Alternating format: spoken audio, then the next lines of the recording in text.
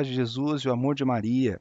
Eu me chamo Everton Barbosa, sou servo do grupo de oração Resgatando Almas e é uma grande alegria estar aqui com vocês para juntos hoje aprendermos e nos aprofundarmos neste estudo proposto pelo Ministério de Pregação da Renovação Carismática Católica para mergulharmos no livro dos Atos dos Apóstolos, este que é o Evangelho do Espírito Santo. Mas antes de nós entrarmos neste conteúdo, eu gostaria de pedir para você se inscrever no nosso canal, comentar e compartilhar se você achar este conteúdo relevante. Agora sim, vamos lá para o slide? E dentro dessa proposta de leitura e estudo do livro do Atos dos Apóstolos, nós chegamos então ao capítulo 7. Neste capítulo 7, nós vamos perceber que a figura central é e vamos acompanhar a narrativa da sua condenação e do seu martírio. Mas para iniciarmos esse estudo, vamos pedir a intercessão daquela que é a Rainha dos Apóstolos, Nossa Senhora. Vamos rezar juntos? Ave Maria, cheia de graça, o Senhor é convosco. Bendita sois vós entre as mulheres, e bendito é o fruto do vosso ventre, Jesus. Santa Maria, Mãe de Deus, rogai por nós, pecadores, agora e na hora de nossa morte. Amém. Este capítulo 7, ele inicia após uma situação de conflito vivida no capítulo 6, onde nós vemos ali a divisão dos grupos, né, onde o grupo dos 12 chama o grupo dos 7, e a comunidade primitiva, de fato, ela era organizada entre esses dois grupos. O grupo dos 12 discípulos e o grupo dos 7 diáconos, sendo que os 12 eles se dirigiam-se à comunidade palestina, na língua aramaica, e o grupo dos 7, onde Estevão fazia parte, eles se dirigiam à comunidade dos meio-judeus, aqueles judeus helenistas, né? Eles usavam a língua grega. Porém, após o martírio de Santo Estevão, este grupo ele se dispersa e eles se tornam missionários, dando origem a diferentes organizações conforme as comunidades foram surgindo. Estevão, ele, como nós vemos no capítulo 6, ele é acusado de blasfêmia contra Moisés e contra Deus, a mesma acusação que fizeram contra Jesus, e por isso ele é levado até o Sinédrio para apresentar os esclarecimentos, ou seja, para ser julgado, né? E aqui em Atos 6, para nós relembrarmos, vamos ler juntos. No verso 11, subornaram então alguns para dizerem: ouvimo-lo pronunciar palavras blasfemas contra Moisés e contra Deus. Lá apresentaram testemunhas falsas que depuseram: este homem não cessa de falar contra este lugar santo e contra a lei. Então aqui nós vemos a acusação. E chegando diante do Sinédrio, né, diante do sumo sacerdote, já ali no primeiro versículo do capítulo 7, ali o sumo sacerdote questiona a Estevão: as coisas são mesmo assim? Isso na Bíblia de Jerusalém. Em algumas outras traduções você vai encontrar o termo isso é verdade, ou seja, eles queriam saber se aquela acusação de fato era verdadeira. O discurso de Estevão, ele inicia ali o seu discurso, né, que muito mais que uma defesa é um grande ensino, né, um testemunho de fé para a igreja, e ele vai lá no Antigo Testamento, ele vai desde Abraão e vai relembrando os profetas. É certo que de fato Estevão era este homem cheio do Espírito Santo e possuía uma intimidade com Deus, e por isso ele foi escolhido para integrar o grupo dos 7. Lá em São Lucas, capítulo 21, verso 14 ao 15, Jesus nos ensinava aos seus discípulos: tende presente em vossos corações, não premeditar vossa defesa, pois eu vos darei eloquência e sabedoria, as quais nenhum de vossos adversários poderá resistir nem contradizer. Já em São Mateus 10, 17 ao 20, Jesus diz: guardai-vos dos homens, eles vos entregarão aos sinédrios e vos flagelarão em suas sinagogas, e por causa de mim sereis conduzidos à presença de governadores e de reis para dar testemunho perante eles e perante as nações. Quando vos entregarem, não fiqueis preocupados em saber como ou que haveis de falar. Naquele momento vos será indicado o que deveis falar, porque não sereis vós que falareis, mas o Espírito de vosso Pai é que falará em vós. E nós vemos isso acontecendo na vida de Estevão, ali no capítulo 6, verso 10. São Lucas afirma que, mas não podiam resistir à sabedoria e ao Espírito com o qual ele falava, com o qual Estevão falava. E em seu discurso ele faz uma memória do povo hebreu, passando por Abraão, Isaque, Jacó, José, Moisés e Salomão. Ele retorna ao Antigo Testamento para dar base ao seu discurso. E ali ele apresenta os fatos. Por isso mesmo a Igreja Católica, no parágrafo 114 do Catecismo, ela diz: a unidade dos dois testamentos deriva da unidade do plano de Deus e de sua revelação. O Antigo Testamento prepara o Novo, ao passo que o Novo dá cumprimento ao Antigo. Os dois esclarecem-se mutuamente, ambos são verdadeira palavra de Deus. E aqui alguns fatos interessantes. Jesus ele inicia a sua atividade com um discurso na sinagoga de Nazaré, lá em São Lucas, capítulo 4, 16 e seguintes. Isso acontece depois dele ter sido batizado. Então Jesus estava repleto do Espírito Santo. A igreja ela inicia sua missão também após o discurso de São Pedro, ali em Atos 2, 14 e seguintes, também depois de ter recebido o batismo no Espírito Santo, após ter vindo o Pentecostes sobre ele. E Estevão também faz o seu discurso ali no Sinédrio, esse do capítulo 7, repleto do Espírito Santo. Nós vemos essa afirmação em Atos 7, 55. E aqui fica uma pergunta para nós, né? O Espírito Santo ele é aquele que nos leva em missão. É aquele que nos impulsiona a sairmos de nós mesmos e anunciarmos não a nós, mas a palavra de Deus. E como eu, enquanto ministro de pregação, enquanto servo de Deus, enquanto homem de Deus, como eu tenho anunciado a palavra de Deus? Eu preciso estar repleto do Espírito Santo para poder ser, de fato, esta boca de Deus, esse testemunho fiel, assim como o Santo Estevão, sobretudo nesse tempo tão desafiador em que nós vivemos. Somente repletos do Espírito Santo é que podemos anunciar a palavra de Deus. Estevão ele inicia então o seu discurso voltando às origens, ele vai lá no chamado de Abraão e na aliança feita com ele. No verso 3 ele relembra isso, e disse-lhe: sai da tua terra e da tua parentela e vai para a terra que eu te mostrarei. Abraão então gera Isaque, e já no 8º dia ele cumpre a aliança, ele faz a circuncisão de Isaque. Isaque, seguindo a mesma tradição, a mesma aliança, ele faz a mesma coisa com o seu filho Jacó. Isaque ele tem 2 filhos, Jacó e Esaú, e a palavra nos narra isso, que embora Jacó ele fosse rejeitado, porque ele não era o primogênito, ele ali dá um jeito, não é? Ele luta para receber essa bênção de Deus, ele chega a lutar com o anjo do Senhor, lá em Gênesis 32, 39, e ali ele acaba recebendo um novo nome, o nome de Israel. Então Jacó passa a ser Israel. E ele tem 12 filhos, que vai dar ali a origem às 12 tribos de Israel. E um desses 12 filhos é José, que Estevão faz questão de relembrar aqui no seu discurso. Lembrando que José, por sua vez, ele também foi rejeitado e foi vendido como escravo para o Egito. Lá no verso 9, Estevão relembra: os patriarcas invejosos de José, os patriarcas são os 12, venderam-no para o Egito, mas Deus estava com ele e o livrou de todas as suas tribulações, deu-lhe graça e sabedoria diante do faraó, o rei do Egito, que o nomeou superintendente do Egito e de toda a casa real. É interessante percebermos como Estevão vai fazendo essa correlação dos fatos, né? De como todos aqueles que foram chamados por Deus, os profetas, de alguma forma eles também foram rejeitados e perseguidos, sobretudo pela sua própria casa, pela sua própria família, pelo seu próprio povo. José, por exemplo, é vendido pelos seus irmãos como escravo a Potifar, que era o comandante dos guardas, não é?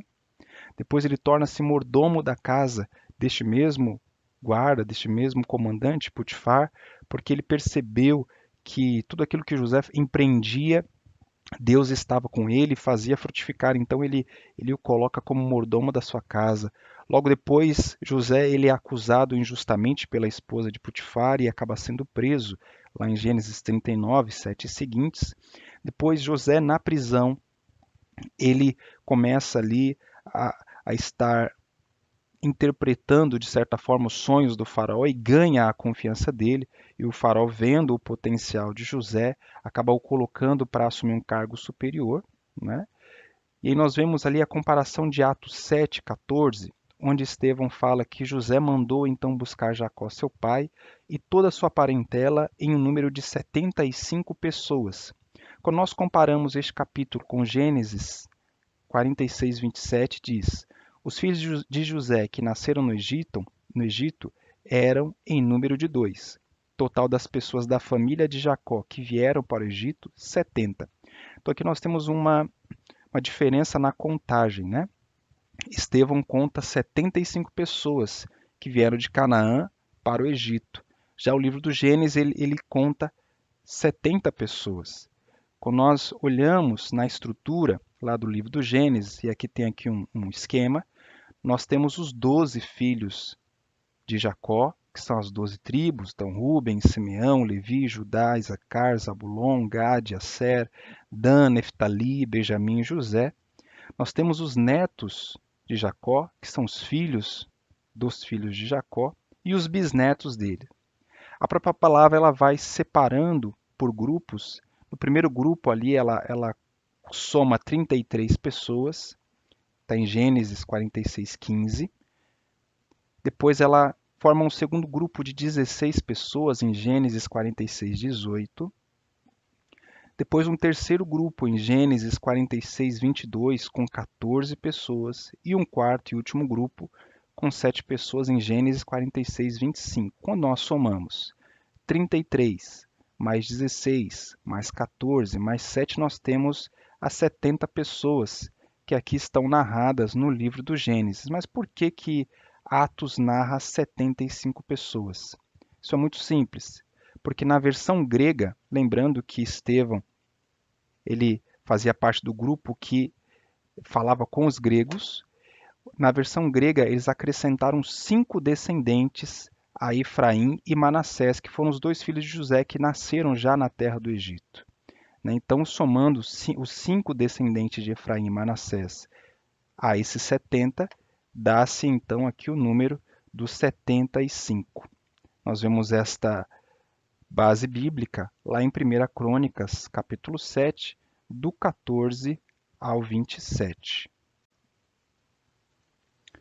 Já em Atos 7, do 14 ao 19, nós vemos Estevão contando, né? Aproximavam-se, porém, o tempo da promessa de Deus, que Deus fizera solenemente a Abraão, e o povo foi crescendo e multiplicando-se no Egito, até que surgiu no Egito outro rei, o qual não tinha mais conhecimento de José, e ele, usando de astúcia para com a nossa raça, atormentou nossos pais a ponto de obrigá-los a expor seus recém-nascidos para que não sobrevivessem. Neste momento, nesse cenário, nasceu Moisés.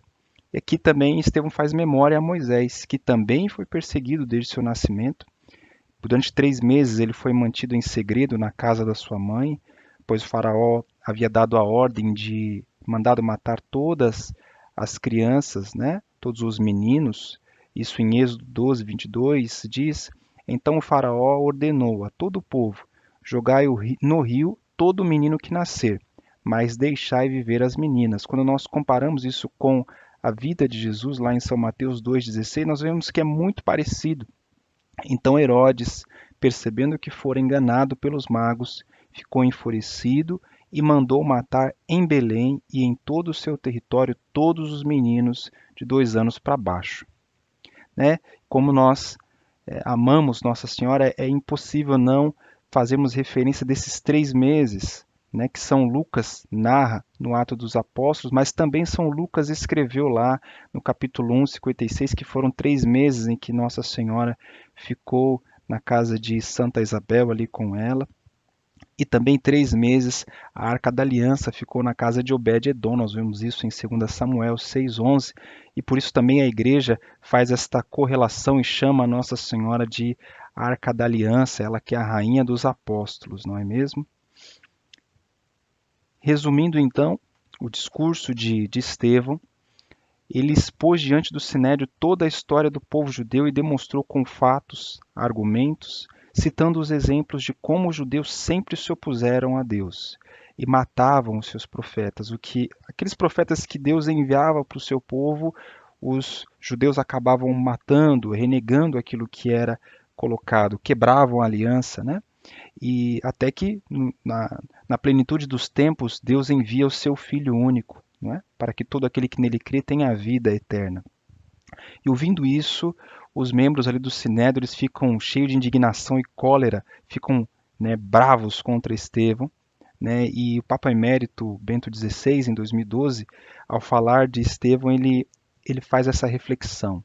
De onde o primeiro mártir cristão tirou força para fazer frente aos seus perseguidores e chegar até a entrega de si mesmo? A resposta é simples: de sua relação com Deus, de sua comunhão com Cristo, da meditação sobre a história da salvação, de ver a ação de Deus que alcança seu ápice em Jesus Cristo. O Papa está nos relembrando que Estevão tirou forças para fazer oposição àqueles que queriam matá-lo, voltando na história do povo de Deus, voltando em Jesus Cristo. E é assim também que eu e você podemos resistir, é estarmos fundamentados na palavra, fundamentados em Cristo, fundamentados na salvação que é Jesus Cristo. Lá em Atos 7, 51 e 54, Santo Estevão ele fala diretamente ao sumo sacerdote, àquele sinédrio, e diz, sem meias palavras: homens de dura cerviz, incircuncisos de coração. Foi por isso que ele voltou lá em Abraão para relembrar da aliança da circuncisão. Então ele diz com todas as palavras: homens de dura cerviz e circuncisos de coração e de ouvidos, vós sempre resisti ao Espírito Santo, como foram vossos pais, assim também vós. A qual dos profetas vossos pais não perseguiram? Foi por isso que Santo Estevão foi relacionando ali que todos os profetas também tiveram resistência, foram perseguidos, tiveram que fugir em algum momento, mataram os que prediziam a vinda do justo, de quem vós agora vos tornastes traidores e assassinos, vós que recebestes a lei por intermédio de anjos e não a guardastes. Ouvindo isto, tremiam de raiva em seus corações e rangiam os dentes contra ele. Note que aqui, quando Estevão vai falar, ele não fala o nome de Jesus, ele fala o justo. Esse justo é de fato Jesus Cristo, que São Pedro, em seu discurso lá no capítulo 2, verso 23, ele diz: este homem, entregue segundo o determinado e a precedência de Deus, vós o matastes, crucificando-o pela mão dos ímpios, mas Deus o ressuscitou. Santo Estevão ele é uma tipologia de Jesus Cristo, né? Ele tem a mesma acusação, ele é levado ao martírio, ele perdoa aqueles que o acusaram, aqueles que o apedrejaram.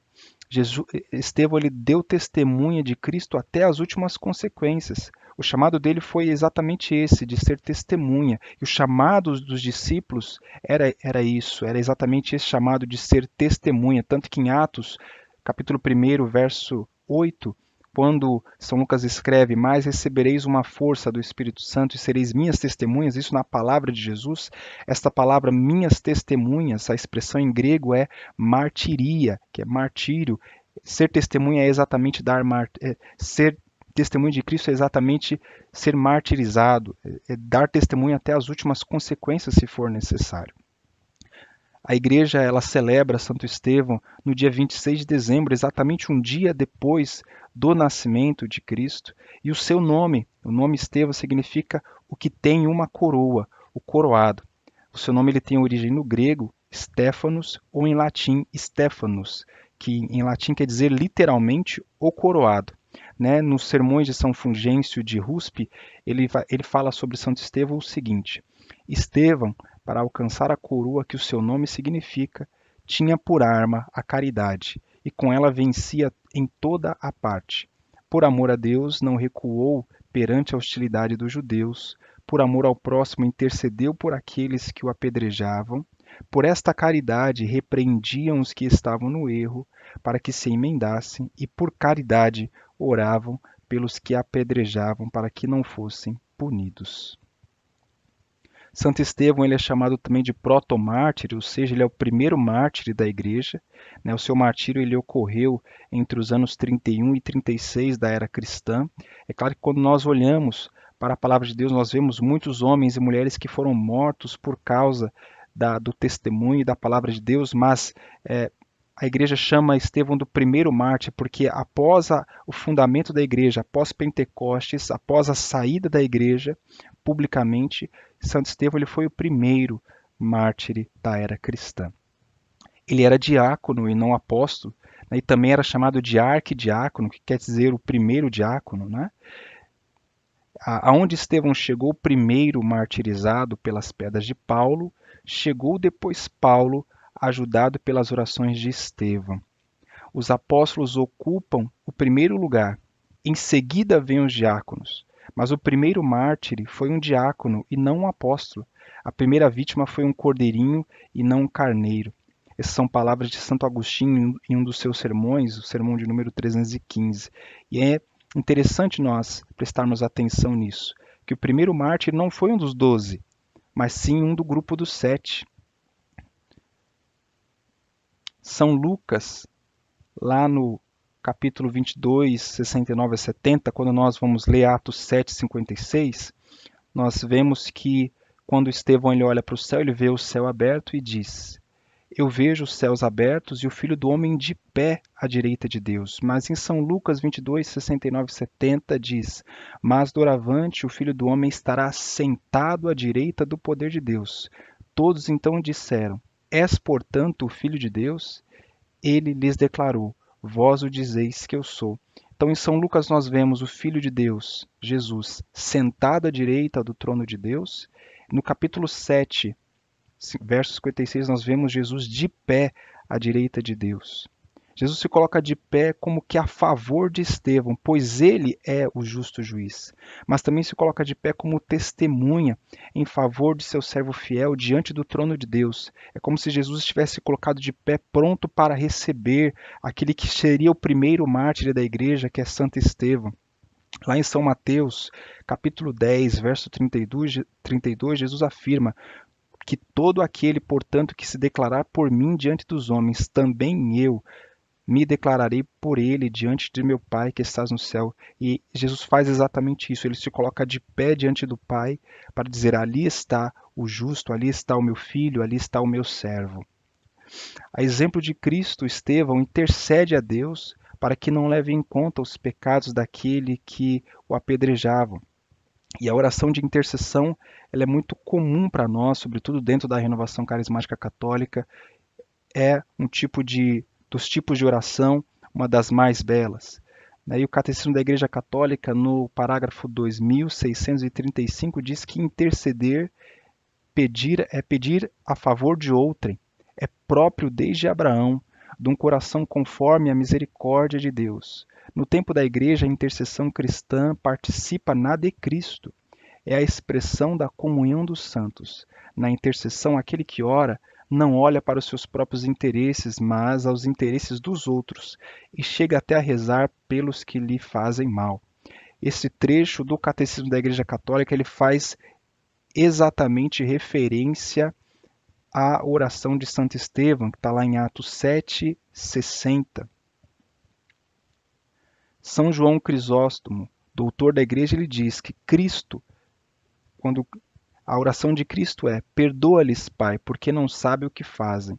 Estevão gritou: Senhor, não lhes atribua este pecado. E Paulo declarou: ofereço esse sacrifício pelo bem dos meus irmãos, os da minha raça, segundo a carne, lá em Romanos 9:3. Moisés pediu a Deus: perdoa-lhes este pecado, ou então apaga-me do livro que escrevestes, Êxodo 32:37. E Davi suplicou-lhe: peço que descarregues a tua mão sobre mim e sobre a minha família, segundo Samuel 24:17. Aqui nós vemos exemplos de oração intercessória, homens que pedem para que Deus perdoe a humanidade.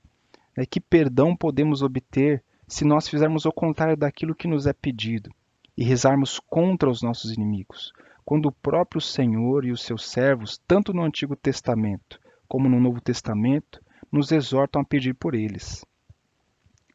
Que o testemunho desses grandes homens de Deus e santos e santos da Igreja, nos inspire a trilharmos o caminho de santidade da salvação em um mundo tão distante de Deus como o nosso. Que nós, eu e você, sejamos profetas desse tempo.